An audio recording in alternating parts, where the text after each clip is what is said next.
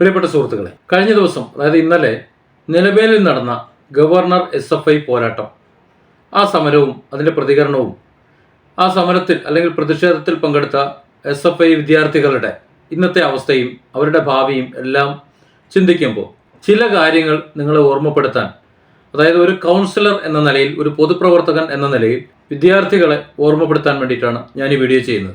എൻ്റെ ബാല്യത്തിൽ ഞാൻ 1990 10ാം ക്ലാസ് കഴിഞ്ഞ ആളാണ്.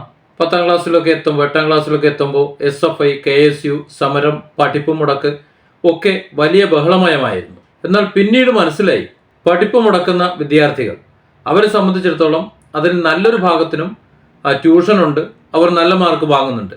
പക്ഷെ അതിൽ പങ്കെടുക്കുന്ന ബഹുഭൂരിപക്ഷം സാധാരണക്കാരായ കുട്ടികൾ, ആവേശം മൂത്ത് സിന്ദാബാദ് വിളിച്ചുകൊണ്ട് സ്കൂൾ ഗ്രൗണ്ടിലേക്ക് ഇറങ്ങുന്ന വിദ്യാർത്ഥികളിൽ നല്ലൊരു ശതമാനം സ്കൂളിൽ തന്നെ മാത്രമുള്ള പഠനമാണ്. അവരെ സംബന്ധിച്ചുള്ള അവരുടെ പഠനം പൂർത്തിയാകുന്നില്ല. അവരുടെ വീട്ടുകാരാകട്ടെ തങ്ങളുടെ മക്കൾ ഇത്തരത്തിൽ മറ്റ് സമര മേഖലകളിലേക്ക് അല്ലെങ്കിൽ രാഷ്ട്രീയ മേഖലകളിലേക്ക്, പഠിപ്പ് മുടക്കിലേക്കൊക്കെ പോകുന്നുണ്ടെന്ന് അറിയുന്നുമില്ല.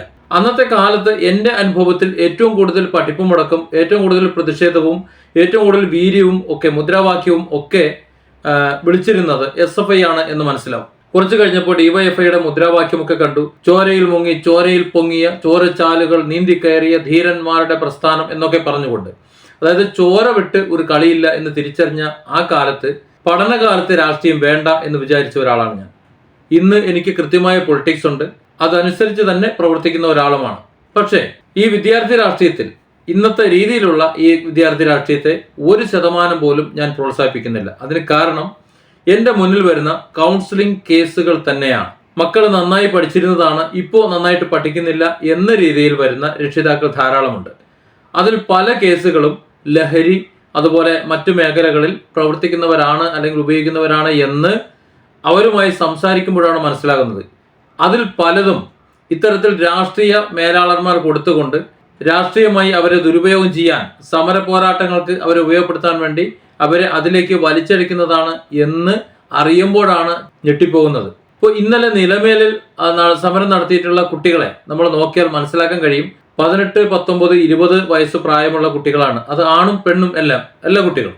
അതായത് മാനസികമായി അവർക്ക് ചിന്തിക്കാനുള്ള ശേഷി ഉണ്ടായി വരുന്നുണ്ടോ എന്ന് വെച്ചാൽ ഉണ്ട്, ഇന്നത്തെ കാലത്തുണ്ട്. പക്ഷേ അവർക്ക് ഈ പ്രാക്ടിക്കൽ രാഷ്ട്രീയത്തെക്കുറിച്ച് ഒരു ബോധമില്ല എന്ന് പറയുന്നത് തന്നെയാണ് ശരി. അവരുടെ നേതാക്കളിലേക്ക് നോക്കിയാൽ മാത്രം മതി കാര്യം മനസ്സിലാവും. കാരണം അവരുടെ നേതാക്കളുടെ മക്കൾ, അത് പിണറായി വിജയൻ ആയിക്കോട്ടെ, അവിടുന്ന് താഴേക്ക് ആരോ ആയിക്കോട്ടെ, ഇനി മറ്റ് രാഷ്ട്രീയ പാർട്ടികൾ ആരോ ആയിക്കോട്ടെ, ആ നേതാക്കളുടെ മക്കൾ എവിടെയാണ് പഠിക്കുന്നത്, അവർ എങ്ങനെയാണ് വളരുന്നത്, ഇതൊക്കെ ഒന്ന് ചിന്തിച്ചാൽ മതി. രാഷ്ട്രീയം വേണ്ട എന്നല്ല, പഠനകാലത്ത് പഠിക്കണം.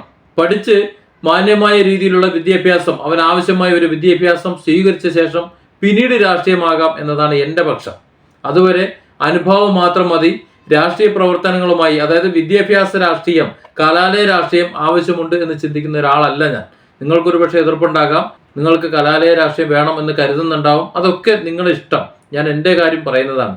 ഡിഫറെൻ്റ് ആംഗിൾസ് എന്നാണ് എൻ്റെ ചാനലിൻ്റെ പേര്. ഞാൻ ഡിഫറൻ്റ് ആയിട്ട് ചിന്തിക്കുന്നു, അത്ര തന്നെ ഉള്ളൂ. കാരണം എൻ്റെ മുന്നിൽ വരുന്ന കേസുകൾ, കൗൺസിലിംഗ് കേസുകൾ, ഞാനൊരു സൈക്കോളജിക്കൽ കൗൺസിലർ എന്ന നിലയിൽ ഞാൻ അനുഭവിക്കുന്നതാണ് ഓരോ രക്ഷിതാക്കളുടെ മാനസിക വ്യഥകളും.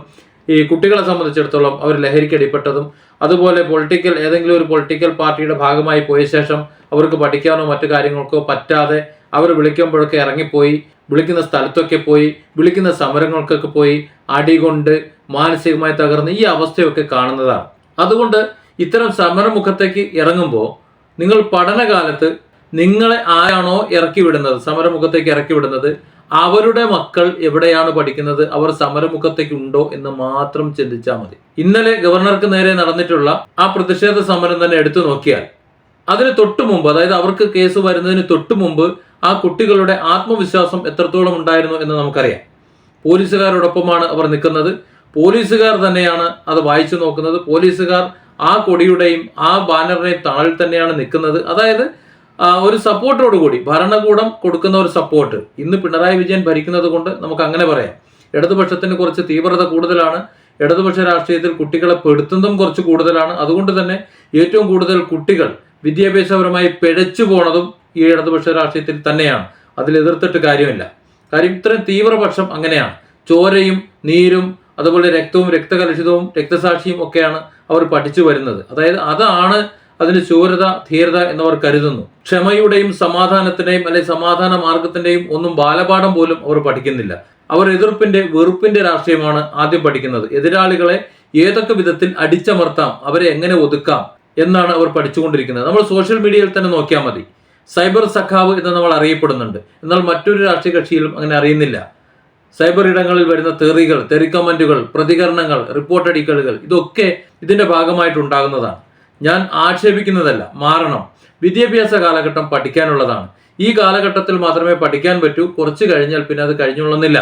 അതുകൊണ്ട് പഠനമൊക്കെ കഴിഞ്ഞ ശേഷം സജീവ രാഷ്ട്രീയത്തിലേക്ക് ഇറങ്ങാം. ഇനി പഠിക്കാൻ പോകുന്നില്ല എന്ന് തീരുമാനിച്ചാൽ രാഷ്ട്രീയത്തിലേക്ക് ഇറങ്ങിക്കോളൂ, കുഴപ്പമില്ല.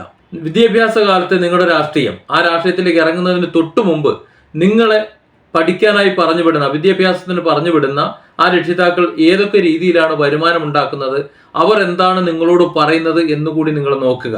ഇന്നലെ രാവിലെ സമരമുഖത്തേക്ക് ഇറങ്ങി വരുമ്പോൾ 2 പെൺകുട്ടികൾ സമരമുഖത്തേക്ക് ഇറങ്ങി വന്നു. ആ 2 പെൺകുട്ടികളുടെയും മാതാപിതാക്കൾ ഇന്ന് എന്താണ് ചിന്തിക്കുന്നത് എന്ന് വെച്ചാൽ, ഏത് കഷ്ടകാലത്താണ് ഇന്നലെ എൻ്റെ മകളെ സമരമുഖത്തേക്ക് പറഞ്ഞുവിടാൻ, ആ പ്രതിഷേധ മുഖത്തേക്ക് പറഞ്ഞുവിടാൻ തോന്നിയത് എന്നായിരിക്കും ചിന്തിക്കുക. ഒരു പക്ഷേ പ്രത്യക്ഷമായിട്ട് അവർ പറയും, ഇത് വിപ്ലവ പ്രസ്ഥാനമാണ്, അതുകൊണ്ട് തന്നെ ജയിൽ ഞങ്ങൾക്ക് പുല്ലാണ് എന്നൊക്കെ പറയുമായിരിക്കും. പക്ഷേ പെൺകുട്ടികളെ കുറിച്ച്, അവരുടെ നല്ല ഭാവിയെക്കുറിച്ച് ചിന്തിക്കുന്ന ഒരു രക്ഷിതാവും അവരുടെ മനസ്സിന്റെ ഉള്ളിൽ ഇതൊരു നല്ല കാര്യമാണ് എന്ന് കരുതുന്നില്ല. കാരണം ഈ നേതാക്കളുടെ പെൺമക്കൾ ആരും തന്നെ ഇതുപോലെ ജയിലിൽ കിടക്കുന്നില്ല എന്ന് തന്നെ കാര്യം. അതുപോലെ ആൺകുട്ടികളുടെ കാര്യം, ഇന്നിപ്പോ കൊട്ടാരക്കര സബ് ജയിലിൽ കിടക്കുന്ന കുട്ടികൾ ഒരുപാട് പേരുണ്ട്. അവർ പലരും ചടയമംഗലത്തിരുന്ന് കരഞ്ഞത് കണ്ടു എന്ന് പറയുന്നു. നിങ്ങൾ ഒരു നിമിഷം ആലോചിച്ച് നോക്കൂ. അവർ സ്വപ്നത്തിൽ പോലും വിചാരിച്ചില്ല, നേതാക്കളുടെ വാക്കുകൾ കേട്ട് ഇന്നലെ സമരമുഖത്തേക്ക് ഇറങ്ങിയപ്പോൾ തിരിച്ചവർ വീട്ടിൽ തന്നെ ചെല്ലും, നേതാക്കൾ നോക്കിക്കൊള്ളും എന്നൊക്കെയാണ് കരുതിയിരുന്നത്. അവർ ഇന്ന് ജാമ്യം കിട്ടി പുറത്തു വന്നാൽ, അല്ലെങ്കിൽ ഒരാഴ്ച കഴിഞ്ഞ് ജാമ്യം കിട്ടി പുറത്തു വന്നാൽ, അല്ലെങ്കിൽ അവർ ശിക്ഷ കഴിഞ്ഞ് പുറത്തു വന്നാൽ അവർ ഈ പാർട്ടിയിൽ പ്രവർത്തിക്കുമെന്ന് നിങ്ങൾക്ക് തോന്നുന്നുണ്ടോ? ഇല്ല. കാരണം അവരുടെ വിദ്യാഭ്യാസം നഷ്ടപ്പെട്ടു, അവർക്ക് നല്ലൊരു ജോലി സാധ്യത ഉണ്ടായിരുന്നു, അവരുടെ പ്രതീക്ഷകൾ നഷ്ടപ്പെട്ടു. അത്തരം ജോലികൾ, ഇത്തരത്തിലുള്ള ക്രിമിനൽ പശ്ചാത്തലമുള്ള ഒരാൾക്ക് ജോലി കിട്ടില്ല, അപ്പോൾ ജോലി നഷ്ടപ്പെട്ടു, സാധ്യത നഷ്ടപ്പെട്ടു. ഇന്ന് ആധാർ എന്ന ഒരു സംവിധാനമുണ്ട്. ഒരൊറ്റ നമ്പറിൽ തന്നെ അവരുടെ ചരിത്രവും ഭൂമിശാസ്ത്രവും എല്ലാം ലോകം മുഴുവൻ അറിയാൻ സാധിക്കുന്ന ഒരു കാലമാണ്. അതുകൊണ്ട് ഒരു ആധാർ വെരിഫിക്കേഷൻ നടന്നാൽ ലോകത്തൊരിടത്തും അവർക്ക് തൊഴിൽ ലഭിക്കാത്ത ഒരു സാഹചര്യത്തിലേക്കാണ് പോകുന്നത്. അതായത് നേതാക്കളുടെ മക്കൾ സുഭിക്ഷമായി സുഖലോലുപരായി ജീവിക്കുമ്പോൾ, തങ്ങളുടെ മാതാപിതാക്കളുടെ രാഷ്ട്രീയത്തിന്റെ തണലിൽ ജീവിക്കുമ്പോൾ, ഈ മാതാപിതാക്കളുടെ കുട്ടികൾ എങ്ങനെയാണ് ജീവിക്കുന്നത്, അവരുടെ ഭാവി എങ്ങനെയാണ് എന്നതുകൂടി ആലോചിക്കണം. അത് സ്വയം ആലോചിക്കണം. ഈ കുട്ടികളെ ഇത്തരം സമരമുഖത്തേക്ക് പറഞ്ഞു വിടുന്ന രക്ഷിതാക്കൾ, നിങ്ങളും ആലോചിക്കണം, എന്തിനാണ് നിങ്ങൾ പറഞ്ഞു വിടുന്നത്? ഇവർ അകത്തായി കഴിഞ്ഞാൽ ആരാണ് പുറത്തു കൊണ്ടുവരിക? എത്ര കാലം അവർ നിങ്ങളെ സംരക്ഷിക്കും എന്ന്. 10-12ഓളം കുട്ടികളെ ഇന്നലെ മാത്രം അറസ്റ്റ് ചെയ്ത് ജയിലിലാക്കി. 2 പെൺകുട്ടികൾ അട്ടക്കുളങ്ങരയിലും ബാക്കിയുള്ളവർ കൊട്ടാരക്കര സബ് ജയിലിലും. ഇനിയും ഏതാനും പേരെ കൂടി പിടിക്കാനുണ്ട്, അവരും ജയിലിലേക്ക് പോകും. ഇതിനു മുമ്പ് തിരുവനന്തപുരത്തും ഇതുപോലെ 6-7 എണ്ണത്തിനെ ജയിലിലാക്കിയിരുന്നു. ഇതൊക്കെ നമ്മൾ കണ്ടു പഠിക്കേണ്ടതാണ്. ഞാൻ പറയുന്നത് സമരം വേണ്ടെന്നോ അല്ലെങ്കിൽ പ്രതിഷേധം വേണ്ട എന്നോ, നീ അനീതിക്കെതിരെ പടപൊരുതണ്ട എന്നോ ഒന്നുമല്ല. നമ്മൾ ആരോടാണ് പടപൊരുതുന്നത്, ആരോടാണ് സംസാരിക്കുന്നത്, എന്തൊക്കെയാണ് സംസാരിക്കുന്നത്, ആരാണ് നമ്മൾ സപ്പോർട്ട് ചെയ്യുന്നത്, നമ്മൾ ആഫ്റ്റർ ഇതൊക്കെ കഴിഞ്ഞ ശേഷം നമ്മൾ എന്തായി തീരും എന്നതൊക്കെ വ്യക്തമായി ആലോചിച്ച് വേണം ഓരോ കാര്യത്തിലേക്കും ഇറങ്ങാൻ. അതല്ല എന്നുണ്ടെങ്കിൽ അനുഭവിക്കുന്നത് നമ്മൾ തന്നെയാണ്. ഇത് രക്ഷിതാക്കൾക്ക് കൂടിയുള്ള മുന്നറിയിപ്പാണ്.